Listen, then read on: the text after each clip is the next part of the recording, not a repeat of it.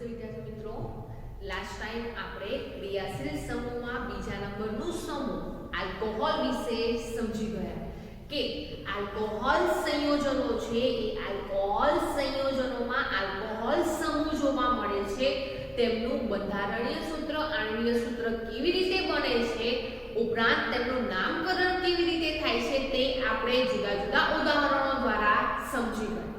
હવે વિદ્યાર્થી મિત્રો, ક્રિયાશીલ સમૂહમાં આપણે ત્રીજા નંબરનો સમૂહ સમજીએ તો ત્રીજા નંબરનો સમૂહ છે આલ્ડીહાઇડ।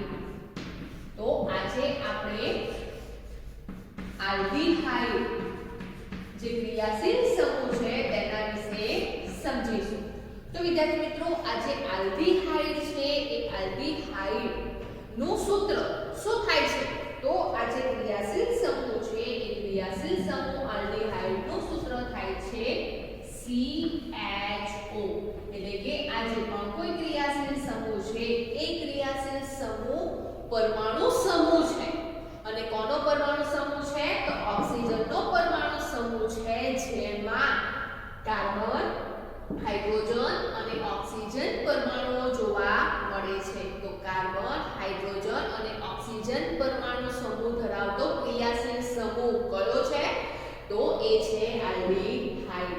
તો આ જે આલ્ડીહાઇડ છે એ આલ્ડીહાઇડનું સૂત્ર આ પ્રમાણે જોવા મળે છે, અથવા તો આ જે કાર્બન, હાઇડ્રોજન અને ઓક્સિજન છે એ કેવી રીતે જોડાયેલા જોવા મળે છે? તો વિદ્યાર્થી મિત્રો, જે કાર્બન છે એ કાર્બન ની સાથે ઓક્સિજન પરમાણુ દ્વિબંધમાં જોડાયેલો જોવા મળે છે। એટલે કે ઓક્સિજન છે એ કાર્બન સાથે દ્વિબંધ દ્વારા સહસંયોજકથી જોડાય છે, જ્યારે હાઇડ્રોજન પરમાણુ છે એ હાઇડ્રોજન પરમાણુ એકલ બંધથી જોડાય છે।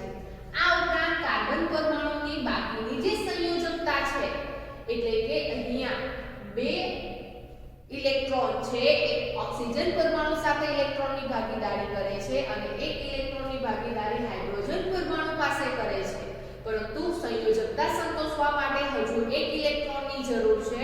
તો એ એક ઇલેક્ટ્રોન છે એ એક ઇલેક્ટ્રોન માટે એક બંધ જે કાર્બનની શૃંખલા છે એ કાર્બનિક શૃંખલા સાથે તે જોડાય છે। આ ઉપરાંત વિદ્યાર્થી મિત્રો, અહીંયા આ જે કાર્બનની જે એક ઇલેક્ટ્રોન સંયોજકતા સંતોષવા માટે કયા કાર્બનની શૃંખલા જોડાય છે? તો અહીંયા કાર્બન સાથે R સમૂહની શૃંખલા જોડાય છે। એટલે કે અહીંયા જે R સમૂહ છે એ R સમૂહને શું કહીશું?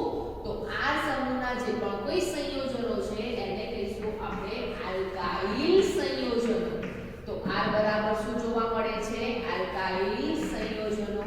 તો જે પણ કોઈ આલ્કાઇલ સંયોજનો છે એ આલ્કાઇલ સંયોજનોની જે શૃંખલા છે તેની સાથે CHO એટલે કે આલ્ડીહાઇડ સમૂહ જોડાય છે। ઉપરાંત એમ પણ કહી શકાય કે જે પણ કોઈ આલ્કેન સંયોજનો છે એ આલ્કેન સંયોજનોમાંથી જે એક હાઇડ્રોજન પરમાણુનું વિસ્થાપન થાય છે અને એક હાઇડ્રોજન પરમાણુનું વિસ્થાપન થઈને CHO સમૂહ જોડાય, જે બધા જે નવા સંયોજનો છે એને શું કહીશું? આલ્ડીહાઇડ સંયોજનો કહીશું। આ ઉપરાંત આ જે સૂત્ર છે એને આ રીતે પણ દર્શાવી શકાય છે કે જે કાર્બન છે એ કાર્બન સાથે હાઇડ્રોજન પરમાણુ એકલ બંધથી જોડાયેલો જોવા મળે છે, ઓક્સિજન પરમાણુ દ્વિબંધથી જોડાયેલો જોવા મળે છે અને એકલ બંધથી બાકી જે આલ્કાઇલ સંયોજનોની કાર્બનિક શૃંખલા છે તે જોડાય છે। તો અહીંયા જે આલ્ડીહાઇડ સમૂહ છે એ આલ્ડીહાઇડ સમૂહનું સૂત્ર જોઈએ તો CHO જોવા મળે છે અને તેની સાથે કયું સંયોજનની કાર્બનિક શૃંખલા જોડાય છે? R એટલે આલ્કાઇલ સંયોજનો જોડાય છે। આ ઉપરાંત વિદ્યાર્થી મિત્રો, આ જે આલ્ડીહાઇડ સંયોજનો છે એ આલ્ડીહાઇડ સંયોજનોનું નામકરણ કેવી રીતે કરવામાં આવે છે? તો આ જે પણ કોઈ આલ્ડીહાઇડ સંયોજનો છે એમનું નામકરણ કેવી રીતે થશે? તો અગાઉ આપણે જુદા જુદા સંયોજનોના નામકરણ સમજી ગયા છે, તે પ્રમાણે અહીંયા આ જે આલ્ડીહાઇડ સંયોજનો છે એટલે કે આલ્ડીહાઇડ સમૂહ છે એ સમૂહ ધરાવતા જે પણ કોઈ સંયોજનો છે એ સંયોજનોના નામકરણમાં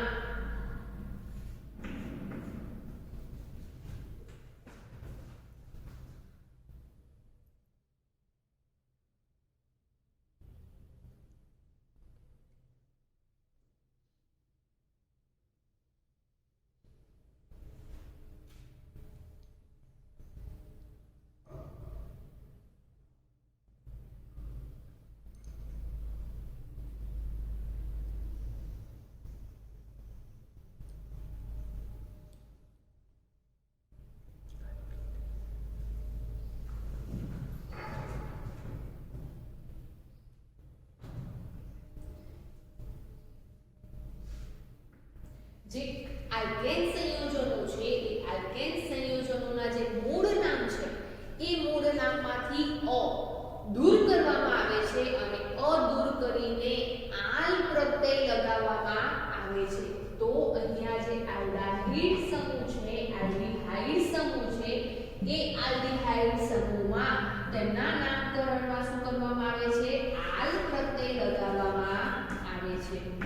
તો લાસ્ટ ટાઈમ આપણે આલ્કોહોલ સંયોજનો સમજી ગયા. એ આલ્કોહોલ સંયોજનોનું નામકરણ કેવી રીતે કરવામાં આવે છે? તો આલ્કોહોલ સંયોજનોના નામકરણમાં ઓલ પ્રત્યય લગાવવામાં આવે છે. તેમાં પણ આલ્કેન સંયોજનોના જે મૂળ નામ છે એ મૂળ નામમાંથી અ દૂર કરીને ઓલ પ્રત્યય લગાવવામાં આવે તો આલ્કોહોલ સંયોજનોના નામ થાય છે. એવી જ રીતે અહીંયા આલ્ડિહાઇડ સંયોજનો છે એ આલ્ડિહાઇડ સંયોજનોમાં જે આલ્કેન છે એ આલ્કેનના જે મૂળ નામ છે એ મૂળ નામમાંથી અ દૂર કરવામાં આવે છે. તો ઉદાહરણ તરીકે આપણે મિથેન લઈએ તો મિથેનમાંથી અ દૂર કરીએ તો શું બનશે? મિથેનમાંથી અ દૂર કરીએ છીએ ત્યારે આપણે મિથેનને આ રીતે દર્શાવી શકીએ છીએ. તો જે પણ કોઈ આલ્કેન સંયોજનોનું મૂળ નામ છે એમાંથી શું દૂર કરવામાં આવે છે? અ દૂર કરવામાં આવે છે. અને તેની સાથે કયો પ્રત્યય લગાવવામાં આવે છે? તો તેની સાથે આલ પ્રત્યય લગાવવામાં આવે છે. કયો પ્રત્યય લગાવવામાં આવશે? આલ પ્રત્યય. હવે અહીંયા સંધિ જોડીએ તો શું નામ થશે?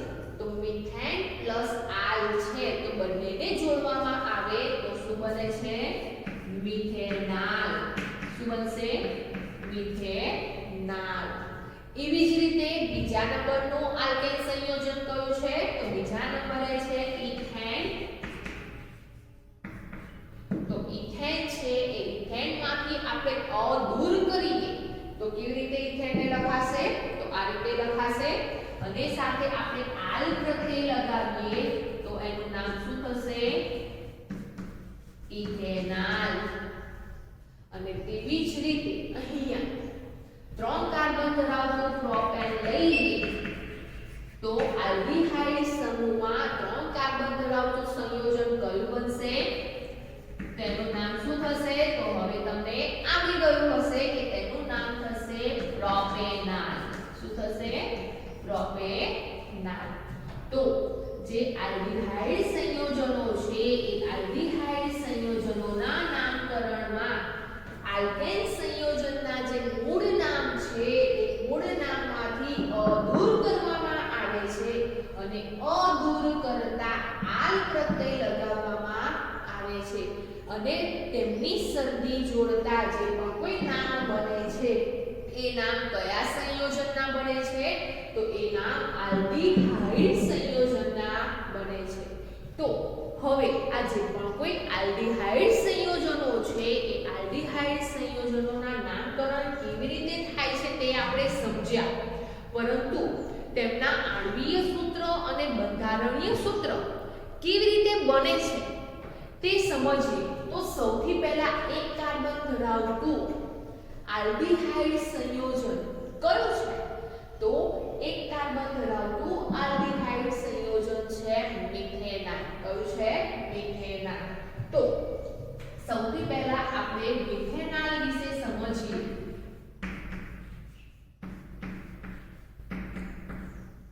તો મિથેનાલનું આણ્વિય સૂત્ર અને બંધારણીય સૂત્ર કેવી રીતે બને છે? તો વિદ્યાર્થી મિત્રો હવે સૌથી પહેલા આપણે બંધારણીય સૂત્ર સમજીએ.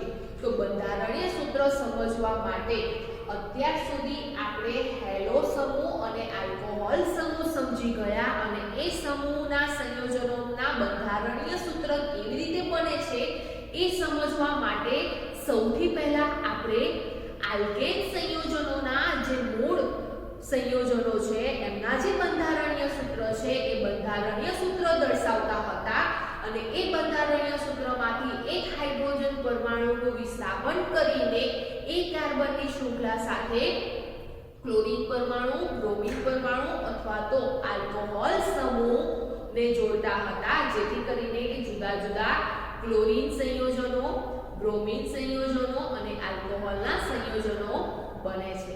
એવી જ રીતે વિદ્યાર્થી મિત્રો અહીંયા હવે આ જે આલ્ડીહાઇડ સંયોજનો છે એ આલ્ડીહાઇડ સંયોજનોના જે પણ કોઈ નવા સંયોજનો છે એમના બંધારણીય સૂત્ર અને આણ્વીય સૂત્ર કેવી રીતે બનશે તો તેના માટે હવે જે પણ કોઈ મિથેન છે, ઇથેન, પ્રોપેન એટલે કે જે આલ્કેન સંયોજનો છે એ આલ્કેન સંયોજનોના બંધારણીય સૂત્ર લખવાની જરૂર નથી। તો હવે અહીંયા આલ્ડીહાઇડ સંયોજનો છે એ આલ્ડીહાઇડ સંયોજનોના બંધારણીય સૂત્ર મેળવવા માટે હવે સૌથી પહેલા આપણે શું દર્શાવીશું તો સૌથી પહેલા અહીંયા આ જે આલ્ડીહાઇડ છે એ આલ્ડીહાઇડના જે પણ કોઈ સૂત્ર છે એ સૂત્ર દર્શાવીશું એટલે કે ક્રિયાશીલ સમૂહ છે એ ક્રિયાશીલ સમૂહ આપણે દર્શાવીશું। તો સૌથી પહેલા આપણે ક્રિયાશીલ સમૂહ દર્શાવીએ તો આલ્ડીહાઇડનો ક્રિયાશીલ સમૂહ આપણને આ પ્રમાણે જોવા મળશે। કાર્બનની એક સાઈડ હાઇડ્રોજન પરમાણુ એક બંધથી જોડાય છે અને ઓક્સિજન પરમાણુ દ્વિબંધથી જોડાય છે એટલે કે આ પ્રમાણે જોવા મળે છે અને ઉપરાંત હજુ એક સંયોજકતા સંતોષવા માટે તેને એક આલ્કાઇલ સંયોજનો છે એ આલ્કાઇલ સંયોજનોની કાર્બનિક શૃંખલા સાથે તે જોડાય છે। તો વિદ્યાર્થી મિત્રો અહીંયા હવે આ જે આલ્કાઇલ સંયોજનો છે એ આલ્કાઇલ સંયોજનોમાંથી એક કાર્બન ધરાવતા પછી બે કાર્બન ધરાવતા ત્રણ કાર્બન ધરાવતા એમ જુદી જુદી કાર્બનની સંખ્યા ધરાવતા આપણે આલ્કાઇલ સંયોજનો લઈએ તો સૌથી પહેલા એક કાર્બન ધરાવતું આલ્કાઇલ સંયોજન કયું થશે તો એક કાર્બન ધરાવતું આલ્કાઇલ સંયોજન થશે મિથાઇલ। કયું થશે મિથાઇલ। હવે મિથાઇલ છે એનું આણ્વીય સૂત્ર શું થાય છે તો મિથાઇલ છે એનું આણ્વીય સૂત્ર થાય છે CH3। તેવી જ રીતે બે કાર્બન ધરાવતું આલ્કાઇલ સંયોજન કયું થશે તો ઇથાઇલ અને તેનું આણ્વીય સૂત્ર શું થશે તો તેનું આણ્વીય સૂત્ર થશે C2H5 અને એવી જ રીતે ત્રણ કાર્બન ધરાવતું આલ્કાઇલ સંયોજન કયું થશે તો ત્રણ કાર્બન ધરાવતું આલ્કાઇલ સંયોજન થશે પ્રોપાઇલ અને એ પ્રોપાઇલનું આણ્વીય સૂત્ર શું થશે તો પ્રોપાઇલનું આણ્વીય સૂત્ર C3H7 થશે। હવે અહીંયા જે R આપણે દર્શાવેલું છે એ R ની જગ્યાએ આપણે શું કરવાનું છે તો જે R છે એ R ની જગ્યાએ આપણે હવે આ જે આલ્કાઇલ સંયોજનો છે એ આલ્કાઇલ સંયોજનોના જે આણ્વીય સૂત્ર છે એ આણ્વીય સૂત્ર દર્શાવવાના છે। તો સૌથી પહેલા અહીંયા આપણે એક કાર્બન ધરાવતો જે મિથાઇલ આલ્કાઇલ સંયોજન છે એ મિથાઇલ આલ્કાઇલ સંયોજન લઈએ તો એનું બંધારણીય સૂત્ર કેવી રીતે થશે તો અહીંયા આપણે CH3 R ની જગ્યાએ આપણે શું લઈએ છીએ CH3। તો વિદ્યાર્થી મિત્રો અહીંયા જે કાર્બન છે એ કાર્બનની સંખ્યા કેટલી જોવા મળે છે તો કાર્બનની સંખ્યા 2 જોવા મળે છે। હવે આપણે CH3 જે મિથાઇલ એક કાર્બન ધરાવતું આલ્કાઇલ સંયોજન છે એ આલ્કાઇલ સંયોજન સૌથી પહેલા આપણે આ જે પણ કોઈ સૂત્ર છે આલ્ડીહાઇડનું એ આલ્ડીહાઇડ સૂત્રમાં દર્શાવીએ છીએ ત્યારે તેનું નામ કેવી રીતે થશે તમને અહીંયા આ બંધારણીય સૂત્ર આપેલું છે અને તેનું નામકરણ પૂછે છે તો તેનું નામ કેવી રીતે થશે તો અહીંયા સૌથી પહેલા આપણે જે પણ કોઈ બંધારણીય સૂત્ર છે કે આણ્વીય સૂત્ર છે એમાં કાર્બનની સંખ્યા ગણવામાં આવે છે। તો વિદ્યાર્થી મિત્રો અહીંયા જે કાર્બન છે એ કાર્બનની સંખ્યા કેટલી જોવા મળે છે તો કાર્બનની સંખ્યા તો 2 જોવા મળે છે। તો બે કાર્બન ધરાવતું સંયોજન કયું છે તો આપણને ખબર છે કે બે કાર્બન ધરાવતું સંયોજન તો ઇથેન છે। તો અહીંયા બે કાર્બન ધરાવતું આલ્ડીહાઇડ સંયોજન કયું બનશે તો જો આ પ્રમાણે બંધારણીય સૂત્ર જોવા મળે અને તેમનું નામકરણ પૂછે તો તેમનું નામ થશે ઇથેનોલ।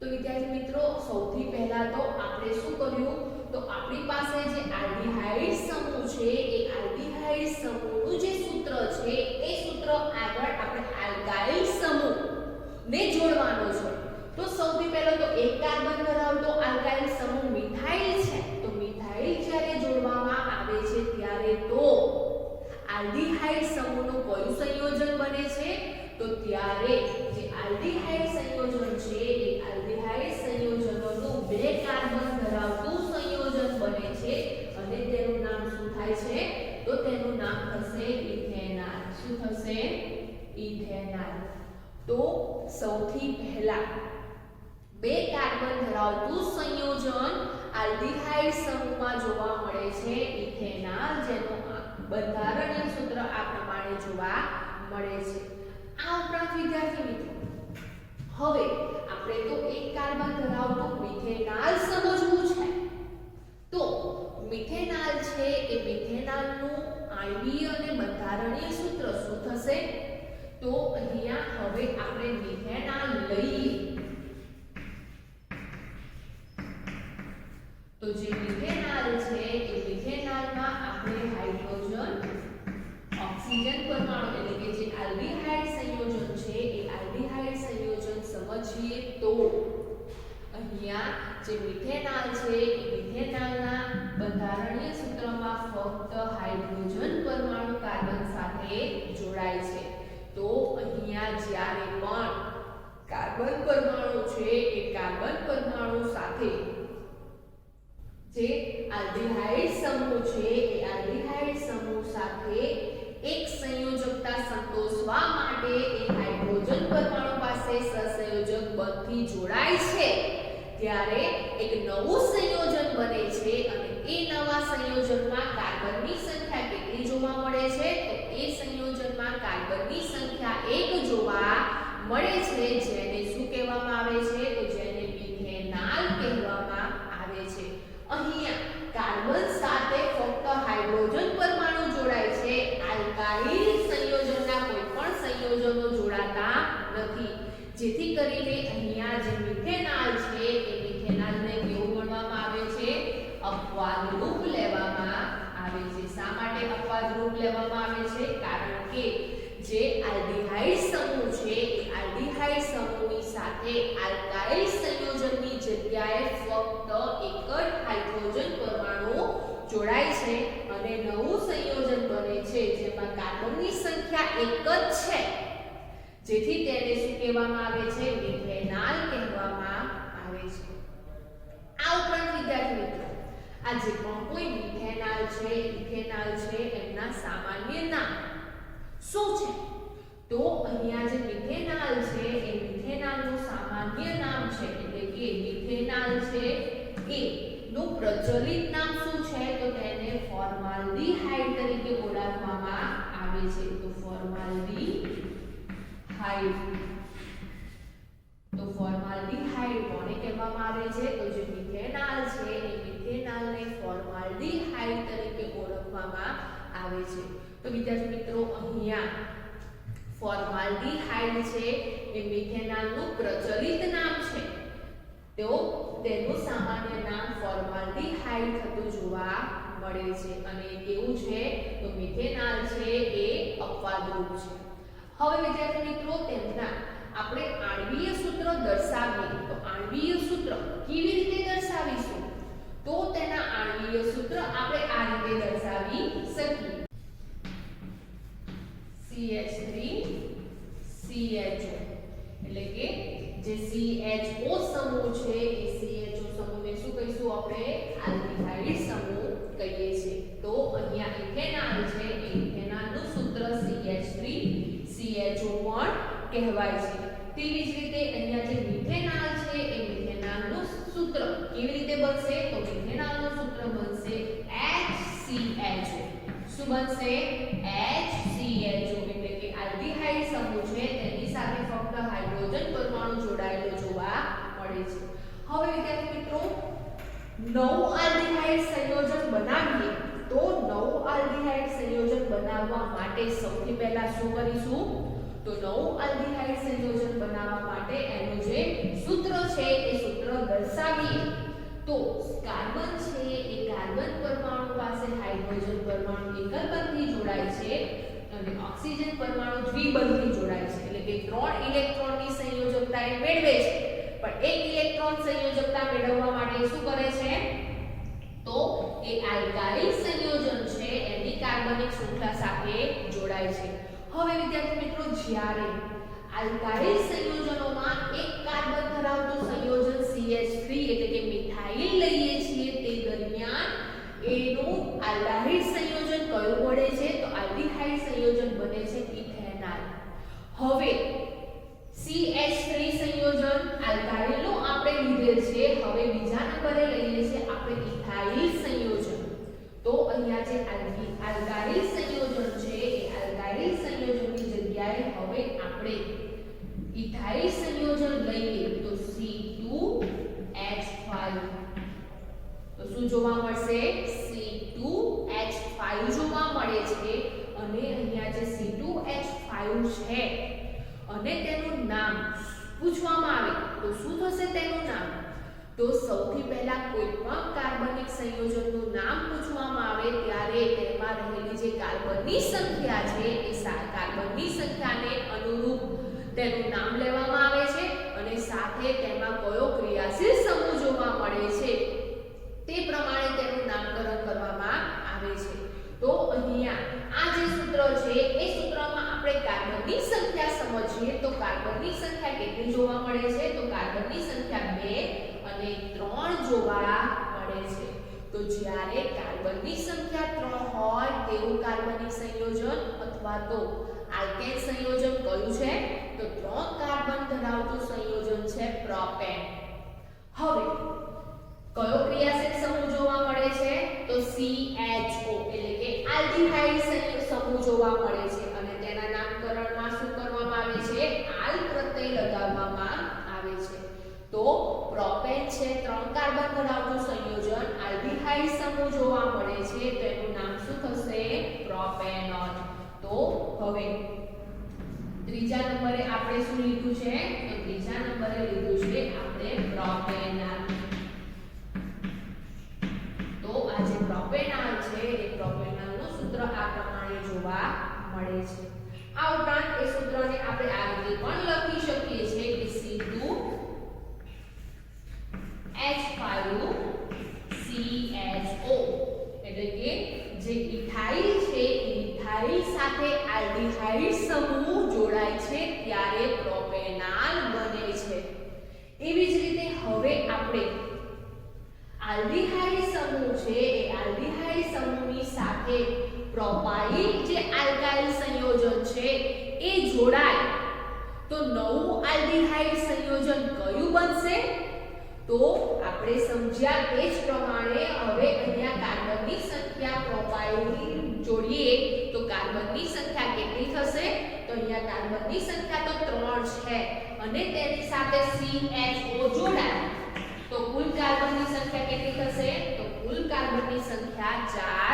4 થશે તો 4 કાર્બન ધરાવતું આલ્ડીહાઇડ સંયોજન કયું થશે તો 4 કાર્બન ધરાવતું આલ્ડીહાઇડ સંયોજન થશે બ્યુટેનોલ તો વિદ્યાર્થી મિત્રો અહીંયા જે પણ આલ્ડીહાઇડ સંયોજન છે એ આલ્ડીહાઇડ સંયોજનોમાં અપવાદરૂપ તરીકે મિથેનોલ જોવા મળે છે ઉપરાંત 2 કાર્બન ધરાવતું સંયોજન ઇથેનોલ 3 કાર્બન ધરાવતું આલ્ડીહાઇડ સંયોજન પ્રોપેનોલ એવી જ રીતે 4 કાર્બન ધરાવતું આલ્ડીહાઇડ સંયોજન બ્યુટેનોલ અને એવી જ રીતે 5 કાર્બન ધરાવતું આલ્ડીહાઇડ સંયોજન પેન્ટેનોલ જોવા મળે છે એમ જે આલ્ડીહાઇડ સમૂહ છે એ આલ્ડીહાઇડ સમૂહનું જે સૂત્ર છે એની આગળ આપણે જુદા જુદા આલ્કાઇલ સંયોજનો જોઈએ છીએ ત્યારે નવા આલ્ડીહાઇડ સંયોજનો જોવા મળે છે અને તેમના સૂત્ર આ પ્રમાણે બને છે ઉપરાંત તેમનું નામકરણ કેવી રીતે થાય છે તે પણ આપણે સમજ્યા કે તેમના નામકરણમાં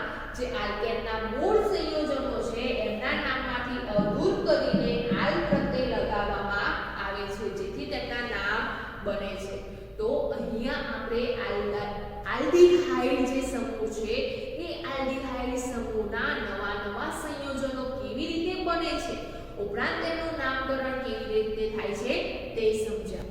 તો જો વિદ્યાર્થી મિત્રો, આ કોષ્ટક આપણને જે આલ્ડીહાઇડ સંયોજનો છે એ 1 થી 4 આલ્ડીહાઇડ સંયોજનોના સૂત્ર, સામાન્ય નામ અને IUPAC નામ દર્શાવેલ છે.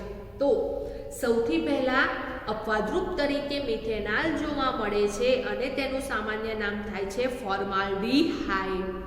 એવી જ રીતે 2 કાર્બન ધરાવતું આલ્ડીહાઇડ સંયોજન થાય છે ઇથેનોલ અને તેનું સામાન્ય નામ થાય છે એસિટાલ્ડીહાઇડ. અને તેવી જ રીતે 3 કાર્બન ધરાવતું પ્રોપેનોલ સંયોજન છે અને તેનું સામાન્ય નામ છે પ્રોપિયોનાલ્ડીહાઇડ.